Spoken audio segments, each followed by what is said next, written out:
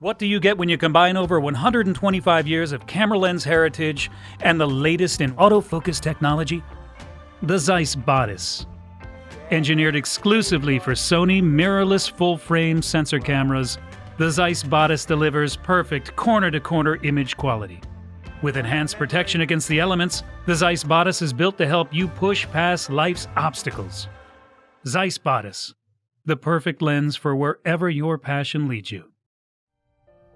100 years ago, 15 motion picture photographers in the early days of Hollywood formed a group to exchange ideas on the artistry of camera work. They would soon become the American Society of Cinematographers. The ASC is the oldest and possibly most exclusive cinema society in the world, an organization where membership is by invitation only and one of the highest honors in filmmaking. Over the decades, the ASC has followed its mission to stay on the forefront of evolving technology, while promoting education through master classes, led by members mentoring the next generation of cinematographers. Housed in one of the oldest buildings in Hollywood, entering the home of the ASC is an amazing experience for any film lover. It's a museum of one-of-a-kind film cameras that recorded countless classic films of Hollywood. Stunning behind-the-scenes photos, and amazing cinema memorabilia, from one of the Lumiere brothers' cinematographs to the Mitchell BNC2 camera that Greg Tolan used to shoot Citizen Kane. To mark the centennial of the ASC, we sat down in the clubhouse off Hollywood Boulevard to chat with 4 ASC cinematographers. On the third installment from Hollywood, we had a chat with Bill Bennett, ASC. As a pilot and cinematographer, for over 2 decades he has shot in a range of challenging environments and has been called upon by many of the world's top auto brands to shoot their cars. He has photographed aerospace and aircraft, along with people and places, for numerous television commercials. Of his many exciting assignments, he photographed the liftoff of the very last space shuttle mission at Cape Canaveral. A key member of the ASC Imaging Technology Council, he delves into the future of film archiving, projection, and emerging film tech. Bill, it's great to meet you.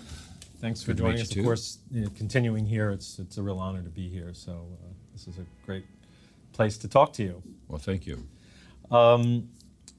I read something, or had seen something actually, of you talking about the last space shuttle launch. Right. And there were a lot of, other than the historical aspects of it as well, there was an interesting technical aspect of it about camera setup and delays and all that. Could you tell us a little bit about that? NASA realized that this was going to be a historic event, and they invited many of the camera manufacturers to go there and set up cameras to document the event. And we were actually all working under the auspices of the NASA Imaging Group, who don't necessarily make images for public relations purposes. They're a technical imaging group. If there's any issues with the shuttle as it's launching, the launch system, they want to be able to see it. And so we set up 2 cameras about 1,000 feet from the launch pad, and they were in like these dog houses. Imagine like a big mailbox, these dog houses. And they asked us to show up 11 days early because the closer you get to launch, the more dangerous the whole situation becomes. I think it's 2 days before the actual launch, they fuel the liquid fuel tank that's between the 2 solid rocket motors with rocket fuel and oxygen. So the whole thing becomes very dangerous. So they want you to set up, and one of the challenges of where Cape Kennedy is the big thunderstorms come across with lightning strikes, and that's one of the most dangerous things. And if a thunderstorm comes within 10 miles, they tell you to get ready to leave. If it's within 5 miles, they tell you to leave. Now that could happen 5 days before the launch, and you may not see your cameras again. They'll keep you out if it stays continually stormy, and then the day of the launch it clears magically. They don't let you back in anymore because the rocket's been fully fueled. It's very dangerous. Oh. So at any moment you have to have your camera ready to go. The last time we saw the camera was 2 days before the launch. We were using ZEISS master primes, I think a 40 and a 50 millimeter lens, and one of the challenges is the humidity, because it's very humid. And they had been doing this for 30 years, so they advised us what to do. They had a low wattage light bulb that was just below the lens, but back far enough to where it wouldn't emit light into the lens, but created heat that would just heat the lens enough so that humidity wouldn't form on it. So that we would do. And then the cameras, when they still use film cameras, we were using digital Arri Alexas. They generate enough heat internally to where moisture forming inside isn't an issue. But the lenses could have been an issue. So we had these light bulbs that were right underneath the lens running. And then the cameras were triggered by the same sequencer that was in use since the Apollo program. The launch pad 39A was used to send men to the moon. So the historic aspects of just literally being there, you would see all kinds of evidence of the Apollo program, like those brass surveying monuments that are in the ground. They would have dates of like 1968 stamped in them. So it was mind-blowing, just literally being there, and seriously nail-biting, because you didn't know if everything was going to run properly. You know, the cameras were started by the sequencer that fires the rocket motors and blows the explosive bolts. Same sequencing computer is triggering all the cameras. And a funny story, because they use film cameras, they just tell the cameras when to start, and then a buckle trip would stop them when the film runs out. Well, we were practicing like 5 days or 8 days before the launch, and they came over and we hooked up to the sequencing system, and they said, well, what do you need? And we told them the nature of the starting pulse that would start the camera, and they called up on the radio and programmed that in and said, okay, do you want to do a test? And we had the cameras all in standby, and we said, yeah, test, and the cameras rolled. And then we're all like looking at each other, and they were starting to walk away. And we said, you need to tell the cameras to cut, to stop rolling. Something that they don't do, because with the film cameras, they just run, the film runs out and hits the buckle switch, camera stops. And so then they said, well, when do you want it to stop? And we said, well, when does the space shuttle leave the shot? And they looked at our frame and kind of figured how many space shuttle heights, and they've done it so many times they know. And so we said, well, add 30 seconds to that and then cut. It was funny how, they were sort of getting used to this new digital world just like we were. And I'm happy to say that both cameras did roll, and the footage is amazing. Some of it's on my website and, of course, on the NASA site, too. Well, I mean, you said something about, I think it was you or Snehal Patel said something about what the dynamic range was like in that shot, because the whitest hot part of the plume is pretty bright. Pretty bright. Yeah. Well, it was the first time they had seen. You got to remember, they shoot film, but they shoot reversal. So it has they always shoot reversal? They tend to. I guess they need quick turnaround for the imaging. E6. Yeah. So they tend to shoot reversal, and that has a very narrow latitude. And so they were able, for the first time, to see detail in the rocket plume. And that tells them a lot about how the rockets are performing. If big chunks out of the solid rocket motors are getting thrown out, that means it's not burning properly. It's coming apart, and pieces of rocket fuel are getting thrown out, which is not good. So they were happy to be able to see detail in the rocket plumes, information. So they actually were very happy with the images that we created. Oh, that's so cool. I think you also said something about what the temperature was like inside. I'm assuming that little doghouse was air conditioned. That was the interesting thing, yeah, because we had to turn the cameras on and then leave them for 11 days. And this was July in Florida, so the temperatures outside were like 90, and inside were well over 110, 115 degrees inside the doghouses. But the cooling of the camera systems worked well. We didn't add any cooling. Wow. The cooling worked, and they all survived. And the lens was fine. And the lenses were fine. Yeah, the lubricants didn't melt and run down onto the lens elements or anything like that, which we were concerned about. But that none of that happened. So it all worked out. It worked out. And you well. were in touch with the lens manufacturer and the camera manufacturer too about all that because you were so concerned. Well, we had the cameras were Arri cameras, and we had one of the Arri technicians with us, and he was worried about the internal temperatures.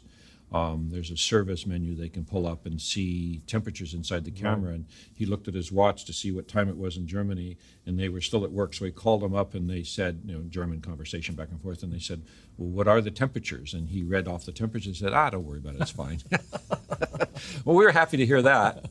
It was a nail biter, it really was. And then I operated a camera manually from 3.5 miles away from the parking lot of the vehicle assembly building. Because we were not part of the press, they were all over in the press area about a quarter mile away. We were in the vehicle assembly building parking lot where the NASA people were allowed to watch. And that was pretty fascinating in that since this was the last space shuttle launch, a lot of the people who had worked on NASA programs predating the Apollo program came to watch. And you know how we in the film business will sit in a cafe and you'll hear people in the next booth over talking about some movie they worked on. I was surrounded by people talking about sending men to the moon, Wow. which was really remarkable. I would have loved to have sat down and interviewed them, but we were stressing about getting the and shot. People worked remotely, so they had, never really. They had never met each other because because some of them worked at Huntsville and some of them worked at Goddard, which is outside of Washington, D.C. And they'd all worked on the same program, but they never actually met. So they were actually going, oh, did you work on that? The left glove cuff of the space chute that went to the moon, and all talking about these details. Yeah, and all those contractors, they were spread because they had subcontractors everywhere. Yeah. The people that made the spacesuit were in Delaware. They were everywhere. Yeah. So it was a remarkable experience. Yeah. And then when the actual countdown occurred, we were not in the press area, so we didn't have a public address system. We were listening to the radio. And there was a guy who had the sunroof of his car. He was an engineer, and he was standing up on his seat with his head poked out the sunroof, and he was my connection to the count. And the count went to T-minus 30, and the big boom that draws the fumes from the liquid oxygen and the rocket fuel off the top, it had moved off to the side, but it had neglected to hit the microswitch to tell it was clear. And so that held the count. Now there's a 12-minute window that they have to launch in to catch the ISS with the amount of fuel they have. And they held the count, and the guy said the count's held, so I'm like ready to roll. And we didn't know how long. We didn't know whether they'd delay and go like the previous launch had been delayed multiple times over the course of months. And so all of a sudden, the guy yelled, the count has started again. I didn't know where it is. I didn't know if they went back to the beginning, T-minus 10 minutes, or I said, heck with it, I rolled. Well, I managed to get rolling at T-minus 14. And our cameras were programmed to roll at T-minus 15, the ones that were right, near the launch pad. I just rolled because I said, I'm not going to take a chance. And sure enough, the rocket's lit, and I'm freaked because now I have to follow this thing. And I'm on a 1,200 millimeter lens. It's if anybody's ever operated with a long lens, the moment you lose, you're never going to find it again because you don't know where it is. Yeah. So I'm praying I can keep it in frame and keep a reasonable job as it's climbing and going over the horizon. It was an astonishing experience. Wow. It shook the ground, the sound. I'm 3.5 miles away. It was shaking the ground. Amazing. And then all these old guard guys were saying, that's nothing. You should have seen the Saturn V, which was 600 feet tall. And they said that you could hear from 15 miles away. Yeah, so it is a remarkable bit of history. We were talking before we came on a little bit about, archival, so much, still, there's still film being shot in the film business, but it's nowhere near, obviously, because digital is, has such primacy. Yes. Where do you see, what kind of concerns you have, or where do you see that sort of thing going as far as people being aware of the viewability of all the stuff that's... You mean, say, 50 years from now? Yeah. There's a great danger that there will be a big hole in our visual history 50 years from now because I think people have a rather laissez-faire attitude about every project they shoot, whether it be this project we're working on right now or the documentary I'm working on currently, about how this digital information is going to get preserved. Because basically 99% of what we shoot is one hard drive crash away from disappearing. And we've all had that happen. It is feature films, if they have the budget, many of them get archived onto black and white separations, which is film, red, green, and blue record on black and white film that, interestingly enough, Fuji makes. It's the last motion picture project that Fuji makes. They get stored in a couple places, the salt mine, one place and another place. But your average run-of-the-mill project, people don't do that. The best system that's a digital system is LTO tape, but a lot of people don't pay to do that either. And then the problem with LTO tape is every 5 years it needs to be copied, so there needs to be an ongoing process of duplicating LTO tape to get it to survive. So the problem is nobody's doing it. And I think there's a lack of realization of whether or not this stuff will be viewable. And part of the problem is hard drives crashing. The other part of the problem is the software that you use to look at stuff you shot 10 years ago, even now may not be able to open those files. Operating systems move on, cameras become obsolete. Right. And then imagine 50 years from now, being able to, even if you could get the hard drive to run, the data on there may not be understandable, even if the data is there. So it's a serious problem going forward. I know I'm a member of the ASC Technology Council, and there's actually a subgroup that is talking about archival, and they're working on it. What are the conversations? How are they going? What kind of direction are they going? It's interesting. Kodak was working on a system called DOTS, which was literally writing binary code onto film at a microscopic level. It was based on film. And one of our members has bought the patents to that. So that's still moving forward. And there are other systems that people are working on. I've heard that Sony has one that's an optical disc-based system. I just hope that somebody does something, because we desperately need something. I mean, it sounds very tentative. It is. It is. Even when you say optical, you think about how quickly CD-ROM and so forth came and went. Yes. And think about all the various media that you had for your computer 10 years ago. I've got stacks of it at home with no reader to play it. Right. So it's a serious problem. It's not kind of depressing to talk about it, but I think there needs to be an awareness about it, because even people in their personal lives are shooting countless digital images of their kids. And trusting it to the cloud. Trusting it to the cloud, and a company just needs to go out of business. They go bankrupt or whatever, and then all of a sudden they just unplug their servers and thank you very much, it's all gone. So I would say, for your own personal stuff, make some prints, even if they're inkjet prints of your kids, prints of selected images, and then store them in a dark place, because maybe that'll survive. You said something earlier about some of the oldest films, because I immediately thought, well, one of the most archival things is paper. Yes. Because we still have paper that's hundreds of years old. Yes. Sometimes more. Yes. But what's there as far as film? And you mentioned something that's very interesting about older films, that because some of the old nitrate films, they're gone. Oh yeah, so dangerous. Yeah. Yeah. So what was the well, there was an odd little quirk about copyright law, that because film as a medium was new, it wasn't protected by copyright. So film producers, to get a copyright protection, there was copyright protection for printed material, printed photographs and printed material. So they would print on print paper a image of every frame of their film and store those. And then that gave them copyright privileges. Well, many films have been restored from those paper prints, whereas the nitrate negative and any prints that were made are long gone. So that's an odd little secondary aspect. And we actually have here in our collection a machine that flips paper prints to project a movie. Like a flip card, a flip card machine. It's actually here in the collection. You can see one of those hand crank? Yeah, you turn this crank and it flips the cards, and you look in through a little viewing window, and there's a light that illuminates it. Yeah, That's one method of projection. Wow. Yeah, from the early days. Yeah, so it's a little disconcerting in a way, you know. Yes. I think that everybody's so involved in, technology in filmmaking has become all-consuming. Yes. And you obviously have to stay up on it to know what the latest technology is.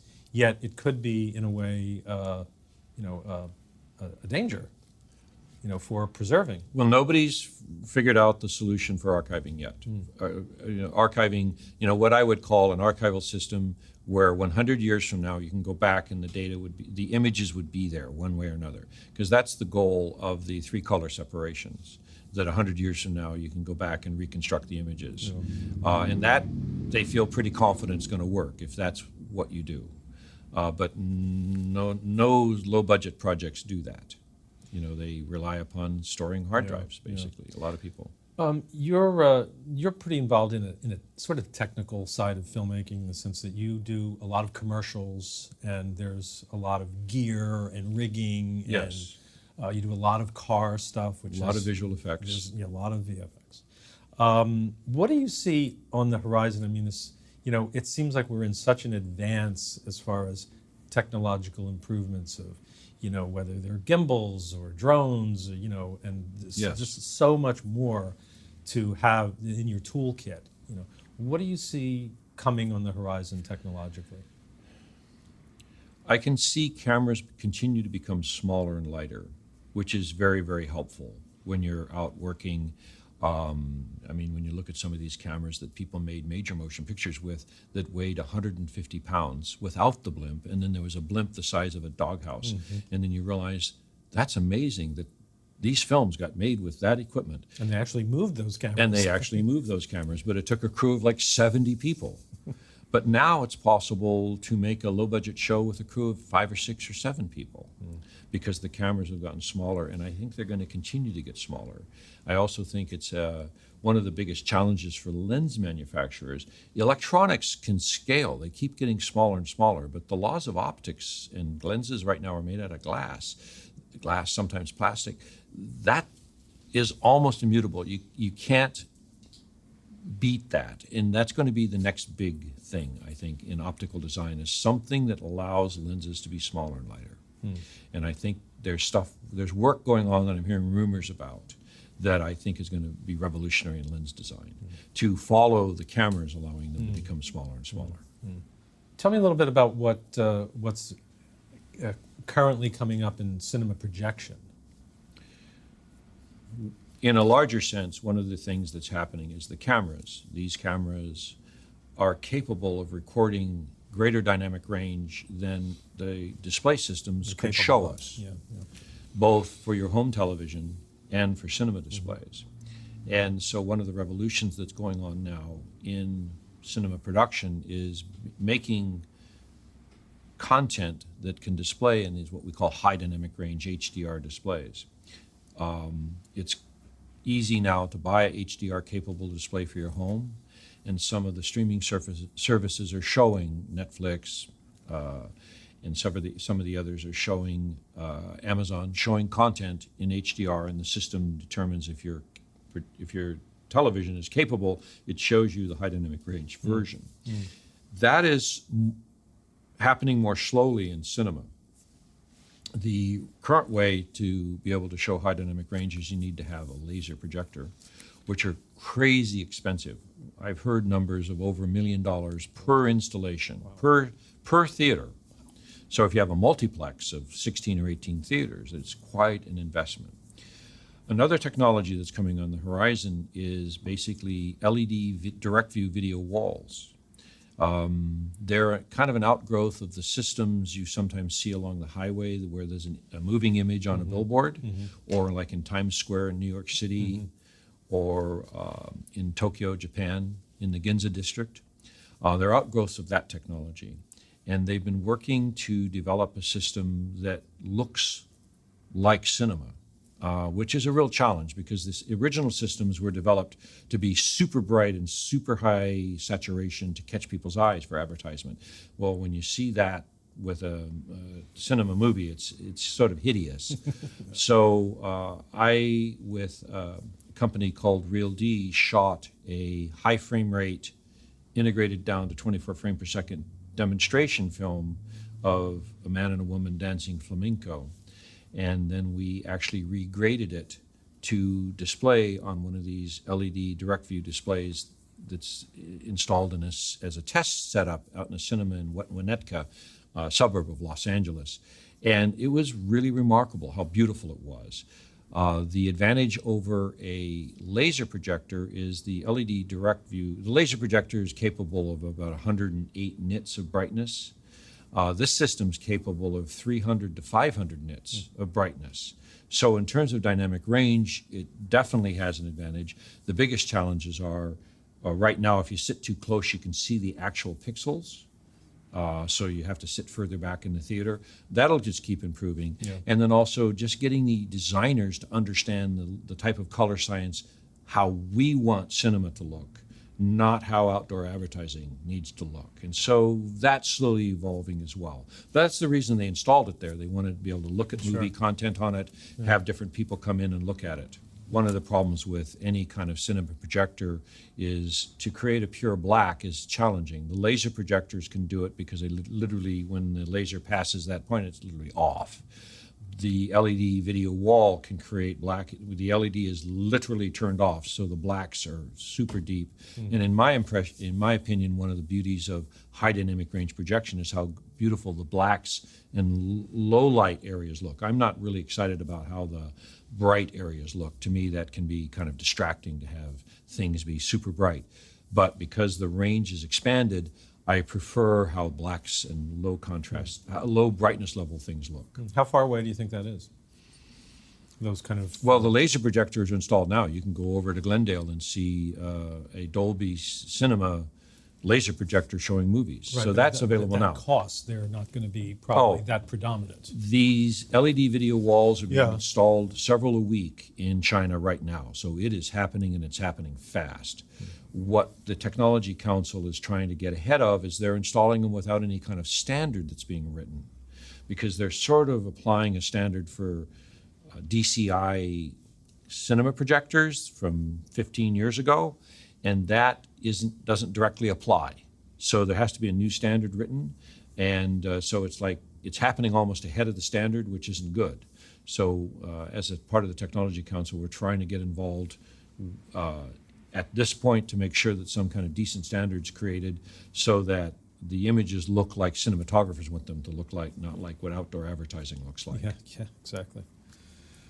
Well, Bill, it was really great to meet you. The stories are fantastic. Well, thank you. We have to wrap it up, but it's an honor to be part of this project. Thanks for the invitation. Oh, thank you. Thank you. That's it for Full Exposure from the ASC in Hollywood. I'm your host, Jim Kamp. Tony Wisniewski is our executive producer. Dan Walnycky is our editor. Susan Jacob is the colorist. Our associate producers are Kat Cantillo, Huda Khalid, and Stacy Taylor. In Hollywood, Mike Valinsky co-produced. Donna Kinsky was our cinematographer. Sarah Thomas Moffat was our gaffer. Zsolt Magyar was our sound mixer. And Dane Gerwig was our first AC. Our thanks to the American Society of Cinematographers for all their help. Our special thanks to Bill Bennett, Richard Crudo and Dean Cundey, and John Simmons, ASC. Also thanks to Kees van Oostrom, ASC, Patty Armacost, Alex Lopez, and Tisha Calmetto. Special thanks to ZEISS CINE LA, Snehal, Patel, and Kylie Hazzard. Cameras were supplied by Alternative Rentals in LA. Catch us on Instagram at ZEISS_full exposure or on the web at ZEISSfullexposure.com.